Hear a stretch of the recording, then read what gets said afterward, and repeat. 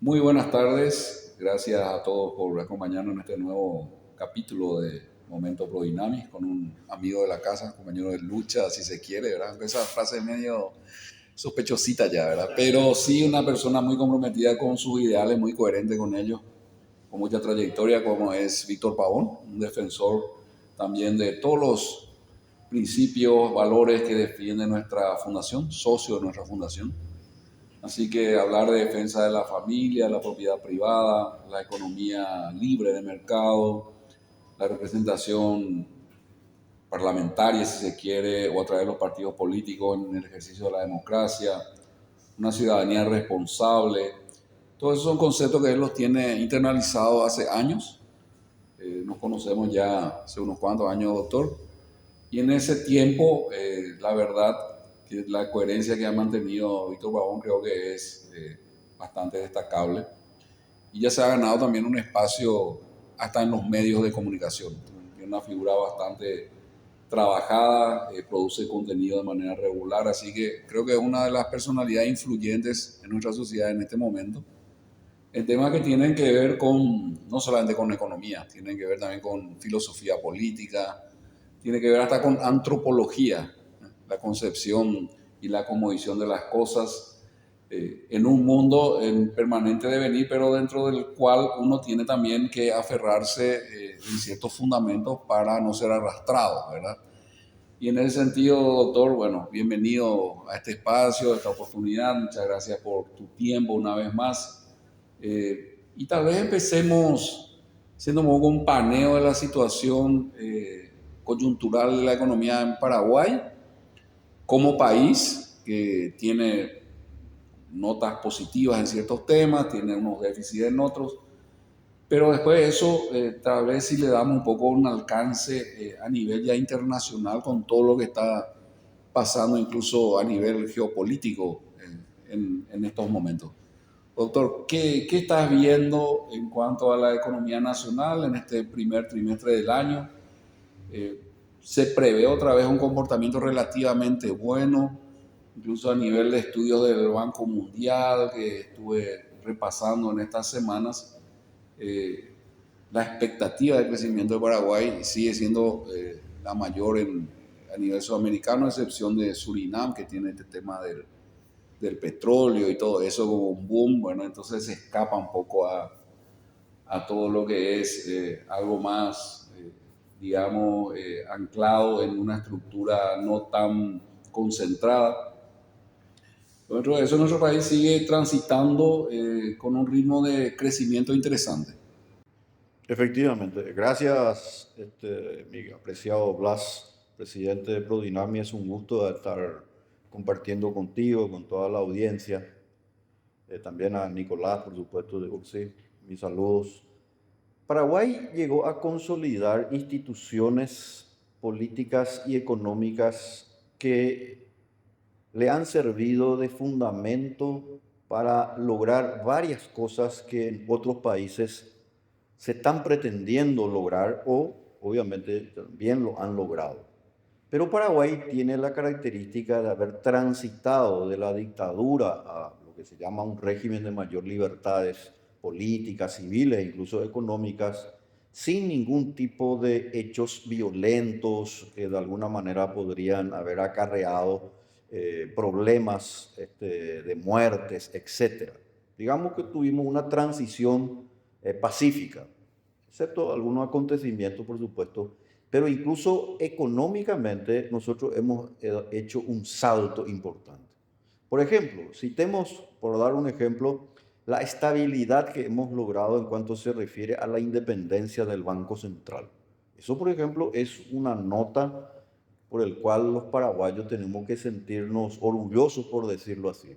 Luego se han establecido, promulgado leyes como la ley de responsabilidad fiscal, que como sabemos es el 1.5 del PIB, que también es un avance y fue un avance importante allá en el año 2013.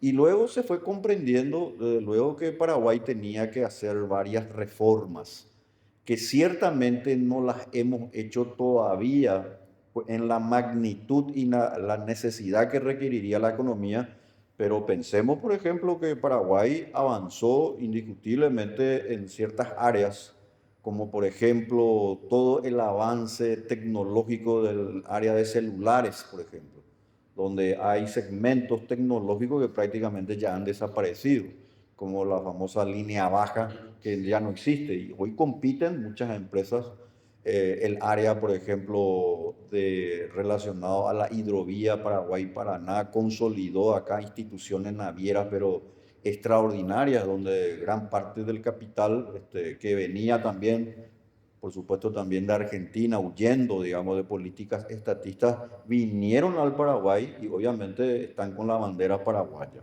Y eso implica que nosotros, y además de eso, hemos consolidado algunas variables importantes. Además, desde luego, del avance portentoso del sector agropecuario, la soja, el maíz, la carne, donde Paraguay ya no solamente es una suerte de espectador, digamos, sino que es un jugador, pero de liga internacional. Y todo eso, ¿qué es lo que ha hecho que nosotros hayamos crecido de una manera tan importante?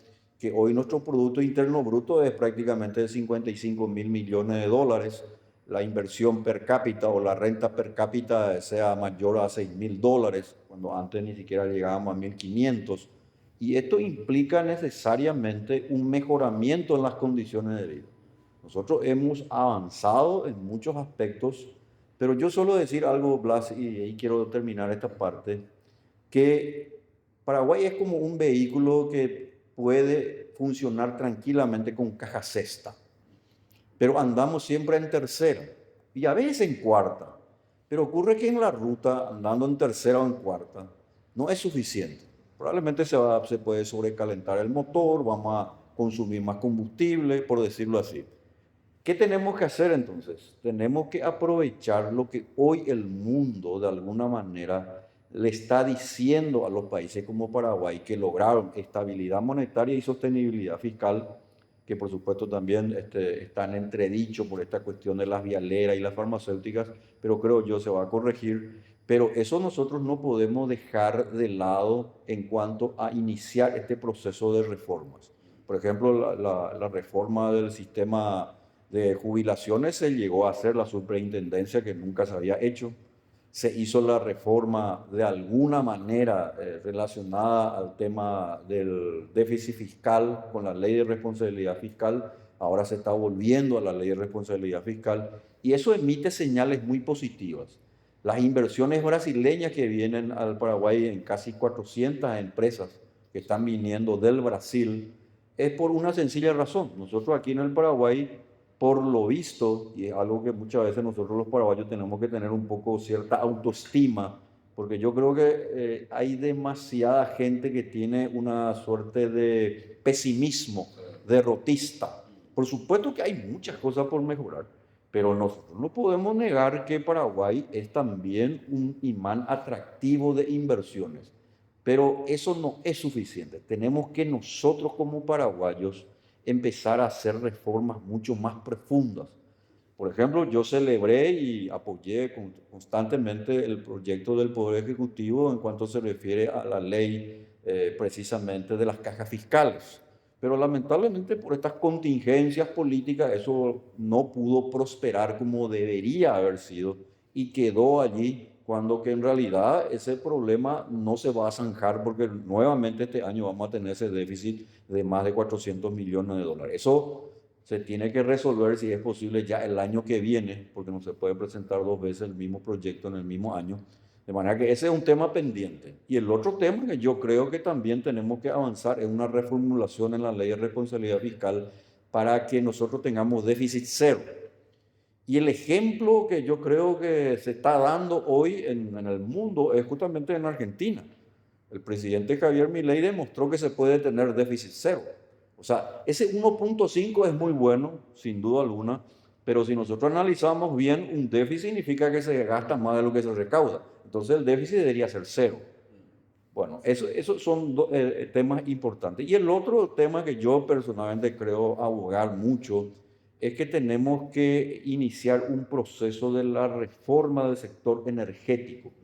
Nosotros tenemos que sacarle de lado, sin que ello implique la desaparición tanto de Petropar como de la ANDE, pero ellos no pueden ser, como sucede hasta ahora, jueces y al mismo tiempo jugadores. No se puede tener el doble rol. Ellos no pueden ser reguladores y al mismo tiempo jugadores, porque las señales que emiten al mercado es sencillamente de una falta de transparencia en el proceso. Entonces, ¿qué tenemos que hacer? Y es muy sencillo, yo creo que ahí tenemos que abrir la apertura del mercado energético, especialmente petróleo y gas, hoy estancado por la agenda globalista ambientalista que convirtió, ¿verdad?, toda una zona del Chaco en una zona de reserva, que por supuesto hay que cuidar el medio ambiente, yo creo que no hay persona sensata que no quiera cuidar el medio ambiente, pero no se puede tener ahí el Chaco sin esa capacidad de nosotros invertir en gas y petróleo. Uno se podría imaginar un país de 7 millones de habitantes. Si nosotros hubiéramos tenido gas y petróleo, pues probablemente no hubiéramos tenido ciertos inconvenientes que hoy se tienen. Por supuesto, como es un commodity, el petróleo lo mismo se mueve de acuerdo a esos movimientos. Le está pasando a Estados Unidos, mismo que es el mayor productor de petróleo, pero Paraguay podría ser. Y el sector eléctrico, Blas, y para la audiencia, es tan importante porque nosotros todavía yo no puedo, entiendo, pero no creo que sea tolerable para un país de jóvenes que nosotros no tengamos trenes eléctricos. Nosotros tendríamos que convertir al Paraguay en una circunvalación, digamos, de nuestro territorio con trenes eléctricos y aprovechar nuestro Chaco, que se ha convertido en el futuro del Paraguay para traer tren de carga, turismo, etcétera. Pero tenemos que tener trenes eléctricos. Pero para eso hay dos cosas que hay que tener. Y con eso termino, ahora sí termino, Blas. Hay que tener liderazgo, que no implica mandar ni significa también alzar la voz. El líder generalmente no tiene necesidad de alzar la voz ni de ser una persona nerviosa como parece ser que algunos todavía entienden. Lo que sea prepotente. Prepotente. Eso es una reminiscencia que ya viene obviamente de la historia, ¿verdad? Se cree que más o menos tiene que agarrar y golpear la mesa. No, no. El líder es la persona, como decía el gran filósofo Ortega y Gasset, que tiene una mirada más allá de lo que una persona podría ver, tiene una visión de estadista. Yo en este gobierno quiero hacer esto, pero yo estoy pensando también en lo que va a hacer la siguiente generación, en educación, en salud, en todos esos segmentos. Y en consecuencia hay que tener liderazgo, lo cual implica valorizar el concepto de lo que significa el Paraguay, ¿verdad? El concepto de la patria, que es lo que justamente Prodinami está organizando este evento próximamente, por cierto, que es la patria nueva, ¿no es cierto? Y por supuesto, contar con algo muy importante, las ideas correctas. Las ideas correctas. Ese es el problema más grave que tenemos en nuestro país, Blas. Y no, dentro de todo yo creo que si, así como vos decís, miramos la región otra vez, Paraguay en cierto sentido ha logrado pasar estos últimos 20, 25 años de una manera bastante más sensata que el resto, ¿verdad?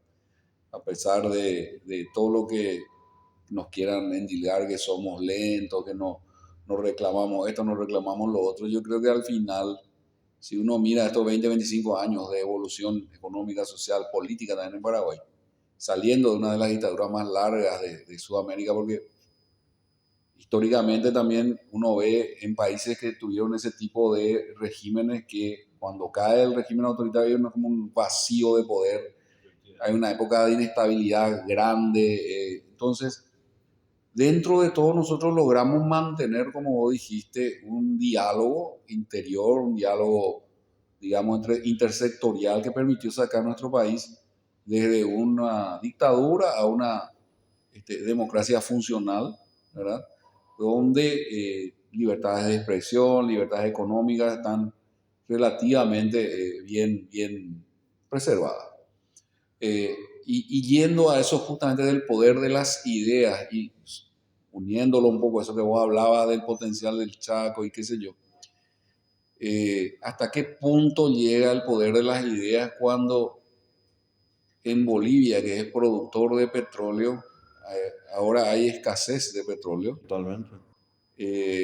Los sistemas bolivianos vienen a abastecerse aquí en Paraguay para llevar el diésel, llevar la gasolina. Yo he visto fotografías, he visto videos de las zonas petrolíferas, incluso de Bolivia, donde sendas colas de vehículos. O sea, un ciudadano tiene que dedicar a lo mejor todo un día para abastecerse de combustible en un país productor de petróleo. Efectivamente. Así mismo. Y eso a mí me lleva a cómo puede ser. Y es que es increíble, es el poder de las ideas. Totalmente. Mira, bueno, vos lo sabés perfectamente, Blas.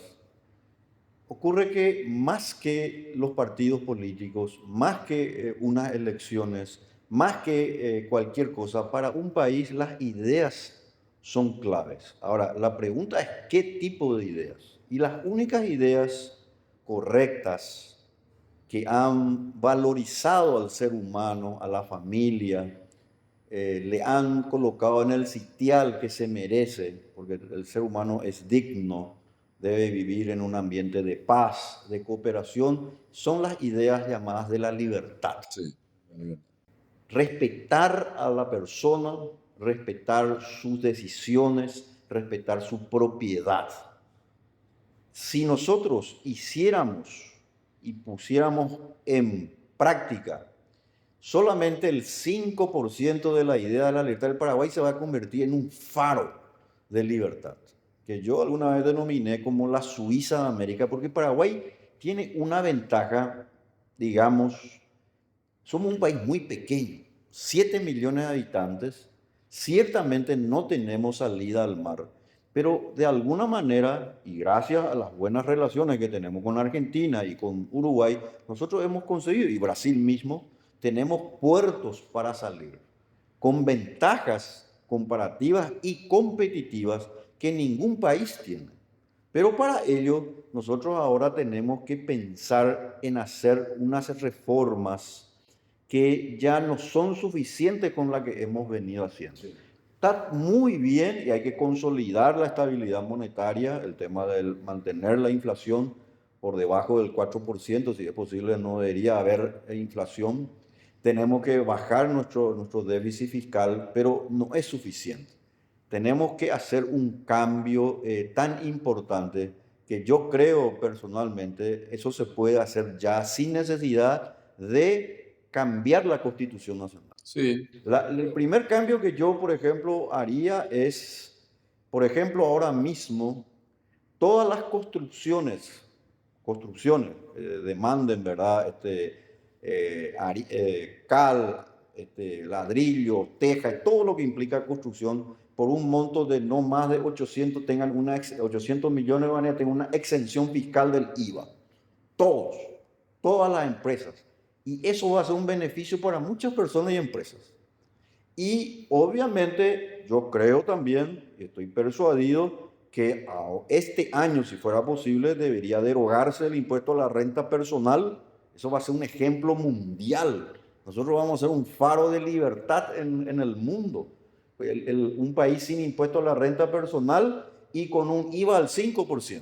La pregunta que uno podría hacer, pero ¿cómo vamos a corregir entonces el déficit? Y es muy sencillo. Justamente la curva de Laffer demuestra que si uno reduce los impuestos y hace un programa de formalización, que yo creo que la senda que llevó el gobierno con la ley de MIPYMES está bastante bien.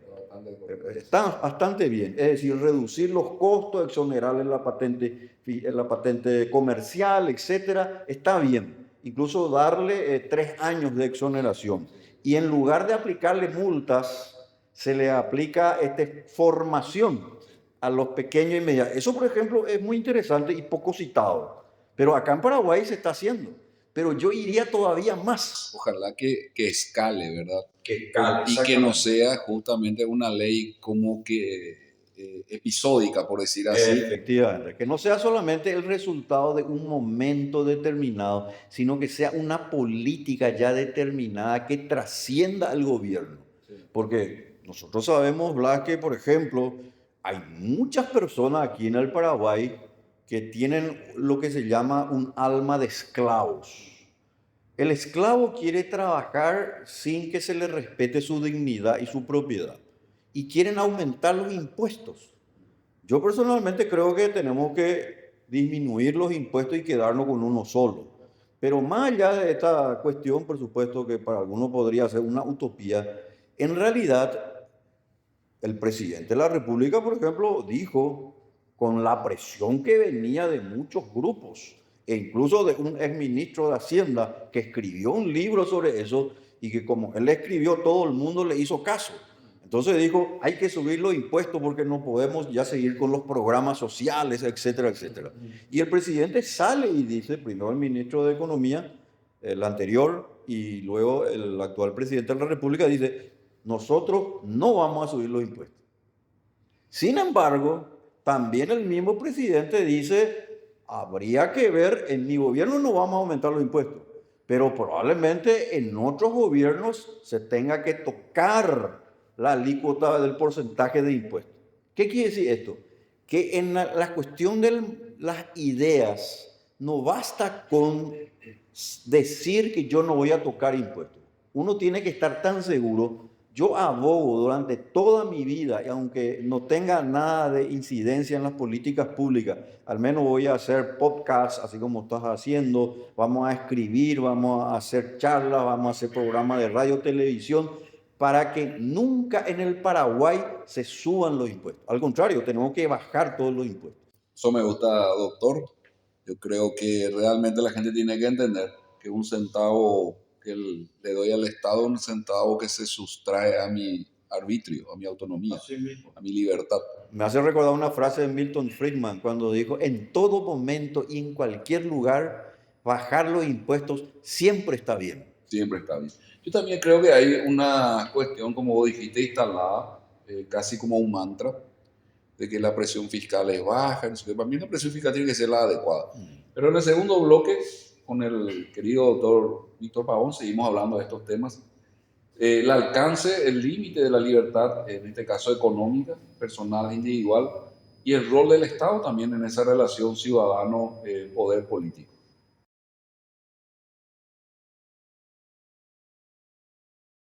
En FECOPROD celebramos 50 años de compromiso y crecimiento. Durante 5 décadas hemos estado a tu lado, apoyando a las cooperativas, transformando vidas y construyendo un futuro mejor. Desarrollamos proyectos que generan oportunidades. Promovemos la solidaridad y fomentamos el trabajo en equipo. Juntos hemos sembrado sueños y cosechado logros. FECOPROD, 50 años desarrollando juntos un país. ¿Querés leer noticias sin manipulación? Entonces visita www.informatpi.com www.informatpi.com. Un diario de frente con la verdad. 8 años de un camino que hemos recorrido con nuestras asociadas. Concopar ha sido el puente entre el esfuerzo individual y el impacto colectivo. Un motor de cambio, promoviendo oportunidades, innovación y desarrollo para cada rincón del Paraguay. Hoy, el cooperativismo es más fuerte, más comprometido, transformando realidades. Seguimos avanzando hacia un futuro más sostenible. Concopar, 8 años, sembrando cooperación y cosechando progreso.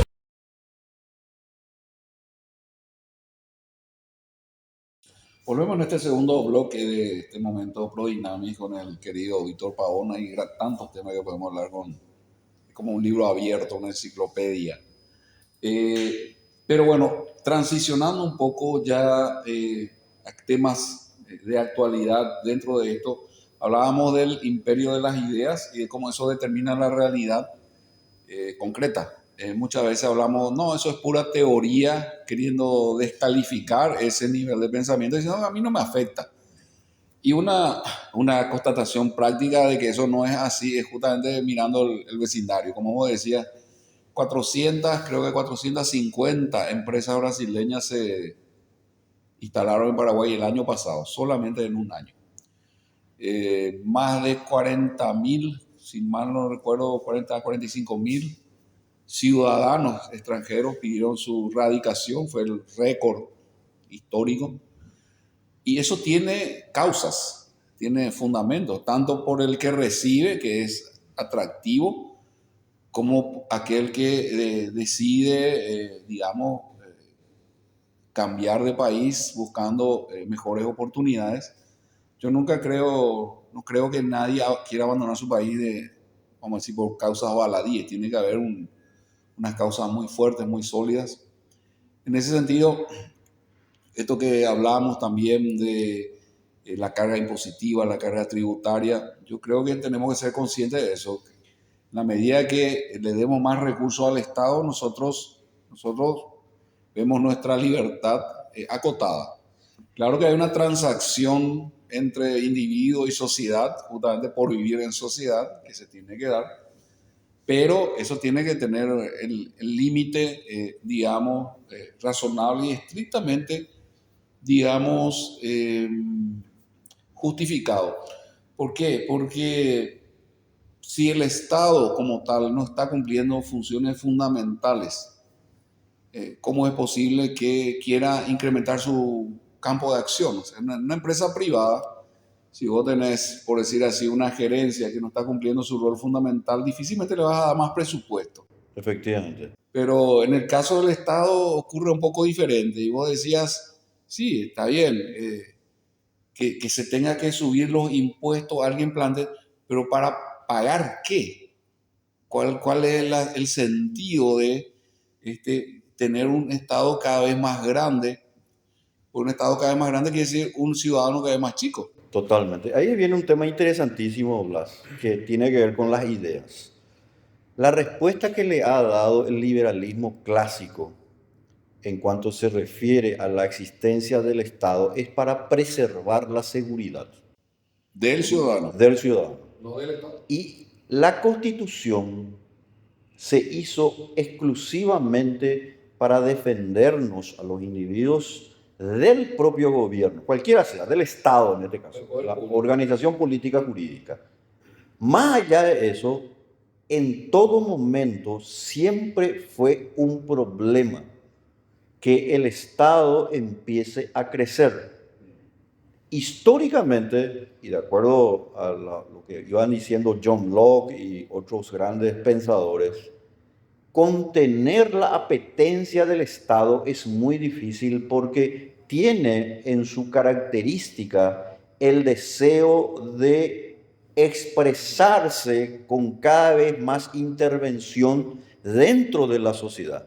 Pero para hacer esa intervención requiere de recursos y en consecuencia los impuestos le alimentan al Estado, que es el motivo por el cual Thomas Hobbes, unos años antes de John Locke, escribe el famoso libro El Leviatán, que es un monstruo marino, una expresión de una palabra que viene del Génesis de la Biblia, por el cual obviamente ese monstruo marino se vuelve incontrolable, tiene varios brazos y en consecuencia la posibilidad de que el ciudadano de alguna manera pueda defenderse es prácticamente imposible.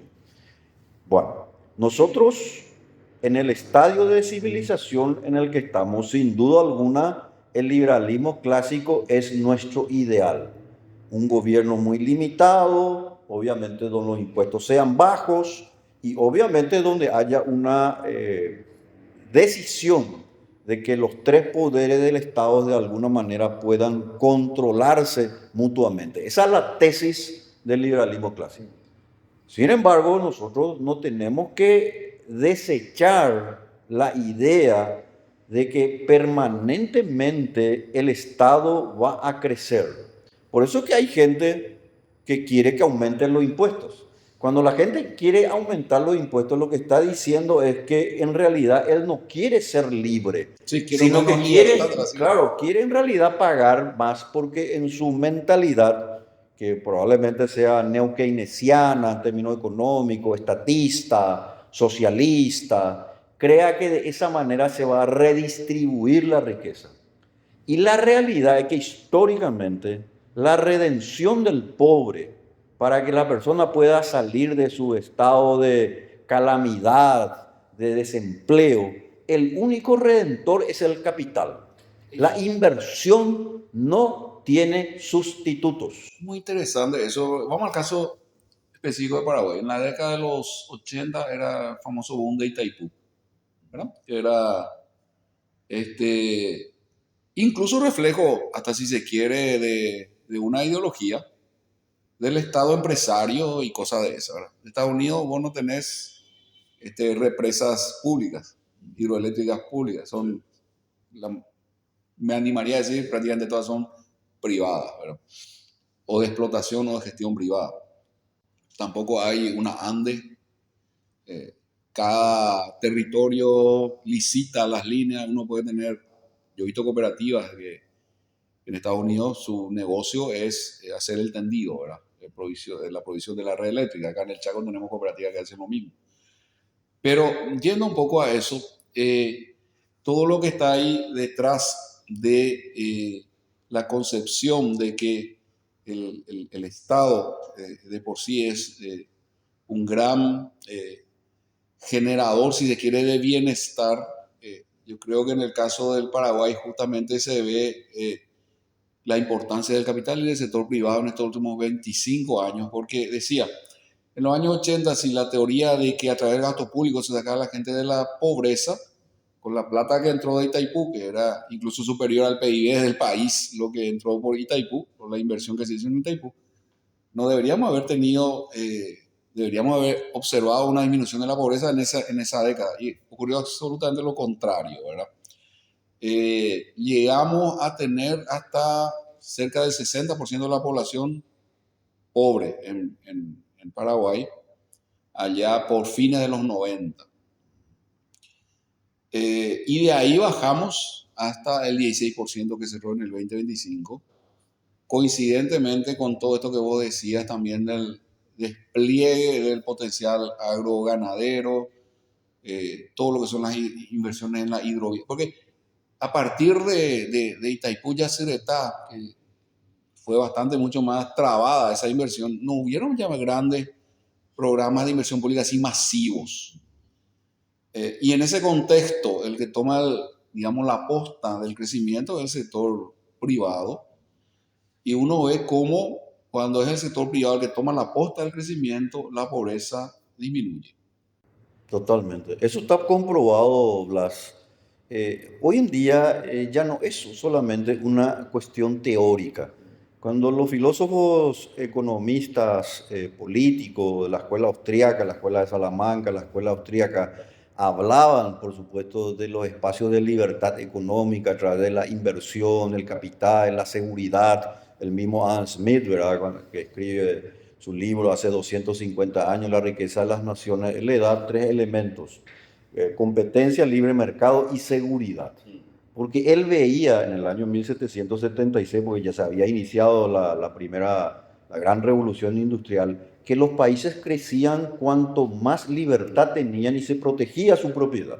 Y en consecuencia, lo que los filósofos políticos y economistas liberales decían era sencillamente una cuestión que ya se estaba dando en ese gran cambio que tuvo especialmente Europa, Inglaterra, el norte de Holanda y el norte de Alemania, que luego se traslada a Inglaterra y que también, por cierto, sucedió en un momento dado con Argentina, hay que ser sinceros.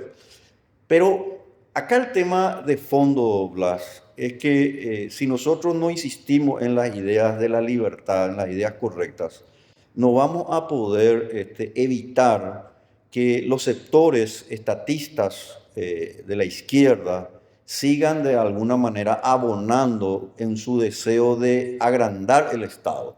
Probablemente ya no van a instalar una dictadura tipo castrista directamente, pero sí y están muy ansiosos de subir los impuestos. Cuando nosotros rompamos el 10-10-10, que es muy bueno en el Paraguay, un ejemplo a nivel mundial, diría yo, y obviamente debería hacer solamente 10. El impuesto a la renta personal habría que derogar, incluso yo creo que el impuesto a la renta empresarial. Yo creo que ahí hay una lucha, como decía Samuel Huntington, que está sucediendo también a nivel internacional. Es como un choque de civilizaciones. Las ideas de la libertad siempre se van a confrontar con las ideas estatistas, socialistas, de la redistribución de la riqueza, del deseo de dominarle a la otra persona. Pero estas personas que quieren hacer ese deseo de dominación utilizan al Estado como su herramienta. Entonces, si nosotros le seguimos drenando de alimentación, dándole al leviatán su alimento, ese leviatán se va a ir contra nosotros. De hecho, si nosotros analizamos bien, no hay correspondencia entre lo que nosotros pagamos y lo que nosotros recibimos. Acá ya se rompió el principio de contraprestación. Y yo suelo decir, y el ejemplo concreto es la ciudad de Asunción, la capital del Paraguay. Yo creo que el modelo municipal que nosotros tenemos ha fracasado porque no están bien asignados los derechos de propiedad privada. Y yo creo que Asunción debería ser dividida en circunscripciones y que tenga un administrador por no más de 2 años de mandato. O sea, los concejales y todos los intendentes que han pasado no pueden hacer nada porque en realidad ellos son presos por una idea de cada vez más sacarle dinero al contribuyente y no le interesa que se recoja la basura o de que haya buen tránsito, etc. Nosotros ni siquiera subte tenemos, por ejemplo, por citar. En consecuencia, acá tenemos que hacer un cambio. Pero para eso, los pensadores, los filósofos, tienen que empezar a llenar las alforjas de ideas que puedan alguna vez hacerse. Yo sé que lo que estoy diciendo podrá sonar muy utópico, pero si nosotros analizamos, por ejemplo, lo que sucedió en la historia de los Estados Unidos y lo que hoy pasa en Suiza, por ejemplo, donde los cantones, ellos practican incluso la democracia más directa, donde la responsabilidad viene de una persona al cual se le elige ocasionalmente y por un tiempo corto. Vamos a ver que eso es posible. Es decir, una zona determinada de Asunción que se le diera a un grupo de personas que puedan administrarlo. Estoy seguro que van a administrar mejor la recolección de basura, van a arreglar las calles y van a tener al menos plazas y parques, que son las 3 condiciones básicas por el cual nosotros tenemos tantos concejales y un intendente. Pero la pregunta es que los intendentes y los concejales en realidad ya no nos representan. Y ahí viene un tema de fondo, Blas, que probablemente pueda ser una cuestión un poco larga, pero así como vamos, nosotros tenemos que tener mucho cuidado de que la democracia ya no sea más compatible con la libertad. La democracia populista de aquellos que se eligen para llegar al poder, para volverse ricos, lentamente están erosionando nuestra libertad. Lo que está pasando en las municipalidades, y concretamente pongo ese ejemplo, es así un ejemplo de la incompatibilidad que está existiendo en los hechos entre la libertad de las personas, que significa la libre disposición de sus recursos, de sus elecciones, de vivir bien, con gente que supuestamente ha sido electa. La pregunta es, y esto nos viene porque ya es una cuestión que la idea de la libertad siempre se ha preguntado, ¿qué tanto me representa aquella persona que ahora llegó al poder y resulta ser que luego de decirme que nos iba a aumentar los impuestos, que nos iba a hacer corrupto, de que nos iba a tragar la plata del vecino, ahora resulta ser que de la noche a la mañana se volvió rico? O sea, nosotros estamos ante un problema que no tenemos que desoír, porque o si no, los cantos de sirena le pueden llamar a alguien de izquierda o de derecha que quiera venir a poner orden. Y el orden sobre la libertad nos lleva a un régimen autoritario. La libertad está sobre el orden. Yo creo que en realidad el orden es la contracara de la libertad, ejercida con responsabilidad, ¿verdad? Me llama la atención, y quiero tu opinión un poco, sobre el concepto mismo de democracia. Tradicionalmente implica el gobierno de la mayoría, ¿verdad? Esa es la definición así muy concisa y de diccionario, si se quiere. Pero vemos ahora cada vez más situaciones en las cuales los sistemas políticos están muy fragmentados y sobre todo el caso europeo a mí me llama mucho la atención. No hay un gobierno que tenga más del 50% o 45% de apoyo de la población. en elecciones que uno ve en estos regímenes parlamentaristas muy peculiares y nadie pasa el 30%. Entonces, en realidad no es un gobierno de la mayoría, es un gobierno de las minorías asociadas. Entonces, resulta que puede darse el caso, y yo creo que en España se ha dado el caso, de que partidos más votados no son gobierno y partidos menos votados se juntan, fracciones más fracciones más fracciones, y al final construyen una mayoría al solo fin de ejercitar el poder. Porque en ese conglomerado puede encontrar cualquier cosa, con tal de llegar a la mayoría. Entonces, ¿cómo ves vos? ¿Esto es democracia realmente? ¿O de qué estamos hablando? Porque si yo tengo en un país, vamos a Francia, el año pasado creo que llegaron a 7 primeros ministros en un año. Eso es casi ingobernable. Entonces, ¿es eso la democracia o en qué consiste realmente la... Aquí pasó lo siguiente para mí, Blas. Aristóteles decía que la democracia es la degeneración de la república. Y en consecuencia, nosotros hemos mencionado y le ponemos en un altar a la democracia, cuando que en todo caso, si hay alguna institución que de alguna manera podría proteger nuestra libertad y la propiedad, es la república. Cuando los colonos norteamericanos hicieron la gran independencia de los Estados Unidos y la Constitución, ellos se cuidaron mucho de mencionar la palabra democracia.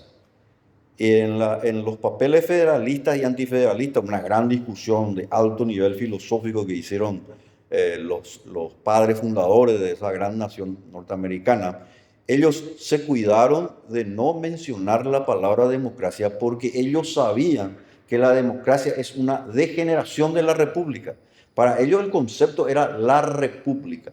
Es decir, que si vamos a tener un Estado, ese Estado tiene que ser pequeño y descentralizado. De ahí vino el federalismo. Y en consecuencia, lo que nosotros tenemos es que la democracia como gobierno del pueblo, para el pueblo y con el pueblo, como dijo Abraham Lincoln, en realidad se convirtió en un problema porque, como bien dijiste, ahora la democracia responde ya no más a grupos minoritarios, con mucho poder mediático y con mucho poder, digamos, de dinero, con el cual obviamente es muy difícil enfrentarse porque, por ejemplo, la Unión Europea ya no responde a los europeos, responde a las agendas que ellos tienen, por supuesto, y motivo por el cual hoy en día la Unión Europea está destrozada en términos culturales, destrozada por haber abdicado del principio de la tradición judeo-cristiana y destrozada obviamente porque ellos olvidaron el concepto de la república.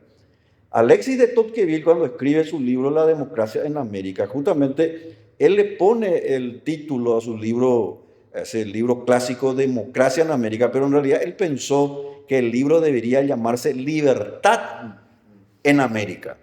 Pero ¿por qué le puso democracia? Y él dice eso en su libro. Porque él entendió que la gente, relacionándose entre sí, vio la necesidad de elegir a un gobernante, pero ese gobernante debería gobernar o tener la capacidad de administrar en un territorio pequeño, que son los condados, que se le dice allá. Y en consecuencia, esa discusión de que la democracia puede ser buena hasta tanto el demócrata no se degenere cuando es obnubilado por una mayoría circunstancial. Y esa mayoría circunstancial es súper peligrosa. Es tan peligrosa como una misma dictadura. La democracia, ese es el problema de la democracia. En consecuencia, nosotros tenemos que revalorizar en todo caso el concepto de la república, pero de una república basada en el respeto a la vida, la libertad y la propiedad. El problema que nosotros tenemos y que yo creo, ¿verdad?, en el Paraguay, es que nosotros pasamos de la dictadura a la democracia y nosotros debimos haber pasado de la dictadura a la república. Ese es un diferencial que no es solamente una cuestión de ideas, sino que es de un procedimiento, es la conducta de las personas. La gente cree que actuar en libertad significa libertinaje. Y libertinaje no es hacer lo que uno quiere y obviamente no hacerse responsable de lo que uno dice, sino que sencillamente implica también, cuyo correlato es la responsabilidad y la libertad, significa que nosotros tenemos que hacernos cargo de nuestras decisiones. Pero cuando el Estado le endeuda a los ciudadanos, cuando el Estado establece obstáculos para invertir, cuando le pide cientos de regulaciones para hacer un producto, una torta o un pantalón o lo que sea, el Estado empieza a adquirir un rol que en realidad se convierte en un problema muy grave, que es lo que yo creo que estamos pasando ahora mismo y por el cual Donald Trump precisamente vino a romper con ese paradigma. Nosotros estamos ante una nueva monarquía y las monarquías pueden caer de dos maneras. Así como cayó en la Revolución Francesa, que no es de mi gusto, 14 de julio de 1789, o así como cayó o se estabilizó en el año 1688 con la Revolución Inglesa, que sí es de mi gusto. Es decir, nosotros tenemos que saber convivir con las fuerzas del ser humano. El ser humano quiere de alguna manera ser lobo del hombre, el homo homini lupus. Pero para eso nosotros establecemos reglas claras. La regla que nosotros tenemos que establecer es la Constitución. Pero si la Constitución ya deviene con la expresión Estado social de derecho, por ejemplo, o le da la capacidad al Estado de alguna manera impedir que el Poder Judicial le pueda controlar los dos poderes porque no existe el mecanismo de control de constitucionalidad, entonces tenemos ese problema. Entonces, hay algunos temas que nosotros tenemos que cuidar, porque o si no, Paraguay, y vuelvo al tema Paraguay, Blas, podemos perder una gran oportunidad. Esta oportunidad que Paraguay está teniendo, luego de haber logrado su estabilidad macroeconómica, es una buena base, pero tenemos que avanzar más. El esfuerzo de nuestros productores, de nuestros agricultores, del sector privado, de todos los que, las cooperativas en particular, ¿verdad?, que tanto hacen por el Paraguay, solamente va a poder ser llevado en el tiempo si nosotros hacemos estas reformas de las cuales hablamos anteriormente, porque o si no se van a convertir en un obstáculo, en un obstáculo tan grande que al final y al cabo lo que vamos a crear es una sociedad de privilegiados. Y una sociedad de privilegiados tiende a no ser soportado por la gente. Sí. La gente empieza a no estar contenta, pese a que podrían mostrarse signos de crecimiento económico. Claro. Este no es un llamado, por supuesto, de la izquierda ni nada por el estilo, sino que es a favor de la libertad del individuo, de nuestra propiedad. Nosotros tenemos que reducir todos los impuestos y, por sobre todas las cosas, hacer algo que nunca quizás se hizo en el Paraguay. Yo creo, Blas, que el sistema educativo no tiene que estar más en manos del Estado. El Ministerio de Educación y Ciencia o de Cultura tiene que ser derogado. Tenemos que hacer un mecanismo, una forma en el cual, y yo creo que el voucher que estableció Milton Friedman sería un primer inicio. ¿Por qué? Porque el Estado no sirve para educar, el Estado sirve para adoctrinar. La educación es una cuestión de las familias, la educación es una cuestión de las personas, no es del Estado. Y en consecuencia, acá nosotros seguimos con este tema de la educación estatal y lamentablemente los informes PISA dicen que exactamente hemos cometido un error. De 91 países que compitieron, Paraguay está en el número 90. Entonces, si nosotros eso no vemos, estaremos cometiendo un grave error y a mí eso me preocupa como persona que obviamente tiene la oportunidad de analizar, digamos, estas cosas. A mí me preocupan los jóvenes, los niños, los jóvenes, hoy tienen 14, 15 años, porque ellos no van a tener la oportunidad de competir con otros ciudadanos, con la debida formación, como se puede dar. Y yo suelo decir esto, Blas, cuando Argentina se recupere, y ojalá lo haga, y va a ser un faro nuevamente de aquí a 3, 4 años, si ocurre lo que nosotros pensamos que se está haciendo, Argentina va a llevar a mucho de nuestro capital humano a su propio país otra vez. Y eso va a ser lamentable. ¿Por qué? Porque nosotros quiere decir que no habremos aprendido la lección. Nosotros aquí en nuestro país tenemos que hacer un país de amplia libertad económica. Paraguay, por ejemplo, hoy ocupa el número 79-80 en el índice de libertad económica. El compromiso del Paraguay tiene que ser que el índice de libertad económica en el Paraguay esté entre los 10 del mundo. Entre los 10 primeros, porque es así que a través de ese ejercicio responsable del individuo, pero no el individuo aislado, el individuo en cooperación, el individuo social, es que se construyen, digamos, las grandes naciones. Yo también estoy convencido de ese fundamento. Como decíamos al inicio, es un placer conversar contigo, Víctor, porque la verdad que quedan demasiados temas en el tintero, arañamos algunos que dejamos otros, no hablamos de la coyuntura política nacional, eso queda para otro encuentro, y un poco el rol que en una democracia tiene que jugar un partido tan importante, centenario, tradicional como el Partido Liberal. Porque una democracia sin oposición también es un concepto medio, digamos, difícil de entender. Se asume que para que haya un ejercicio democrático en un país tiene que haber fuerzas antagónicas que, digamos, a través del diálogo, de la síntesis del pensamiento, llegan a un plano superior de las ideas. Pero si uno se corta solo, es complicado, ¿verdad? Por más buena persona que sea, nosotros necesitamos el relacionamiento y un cierto nivel de oposición, de fricción social positivo. Y eso ahora creo que nos está faltando. No veo yo una oposición mínimamente coherente.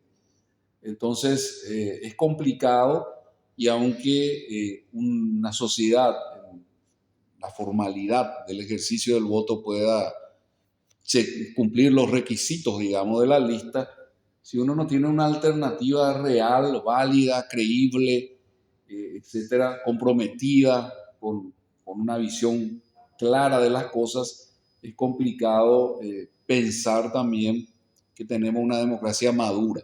Es un gran desafío para nuestro país, independientemente también de los otros desafíos que vienen de lo económico, que vienen de la seguridad misma, pero en la consolidación de nuestras instituciones creo que requiere también una oposición responsable, madura, competente. Y bueno, esos son temas para un segundo encuentro.